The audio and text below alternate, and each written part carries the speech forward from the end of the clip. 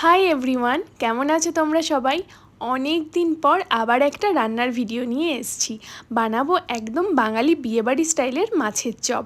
তো তার জন্য প্রথমেই 3টে কাতলা মাছের পেটি আমি নুন হলুদ দিয়ে সিদ্ধ করে নিয়েছি। তোমরা এখানে রুই মাছ বা ভেটকি মাছ নিতেই পারো। আর তারপর মাছটা ঠান্ডা হয়ে আসলে মাছ থেকে কাঁটা বেছে রেখে দিয়েছি। তারপর একটা কড়াইয়ে সর্ষের তেল গরম করে ছোট্ট ছোট্ট করে কুচিয়ে রাখা পেঁয়াজগুলো দিয়ে হালকা ভেজে নিয়েছি। পেঁয়াজের কালারটা চেঞ্জ হয়ে আসলে দিয়েছি বেশ খানিকটা আদা রসুন কুচি, সেটাকেও হালকা ভেজে নিয়েছি। আর তারপর দিয়ে দিয়েছি এক এক করে গুঁড়ো মশলাগুলো, ওই জিরে গুঁড়ো, ধনে গুঁড়ো, হলুদ গুঁড়ো, লঙ্কার গুঁড়ো, কাশ্মীরি লঙ্কার গুঁড়ো, আর দিয়েছি আমচুর পাউডার আর একটু মিট মশলা।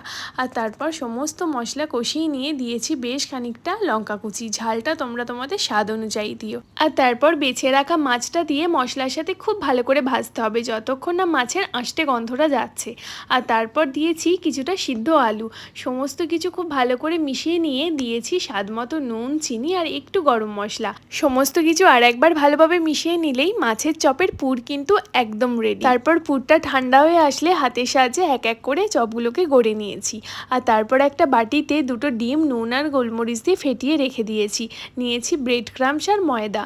চপগুলোকে প্রথমে একটা ময়দাতে কোট দিয়ে ডিমের গোলায় চুবিয়ে তারপর ব্রেড ক্রাম্বসে কোটিং করতে হবে। এইভাবে আমি সমস্ত চপগুলোকে 2টো করে কোটিং করেছি।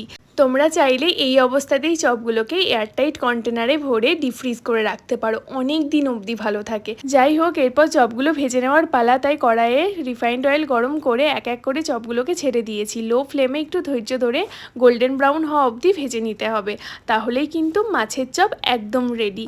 কেমন লাগলো আজকের রেসিপিটা অবশ্যই জানিও। ভালো লাগলে চ্যানেলটা সাবস্ক্রাইব করে দিও।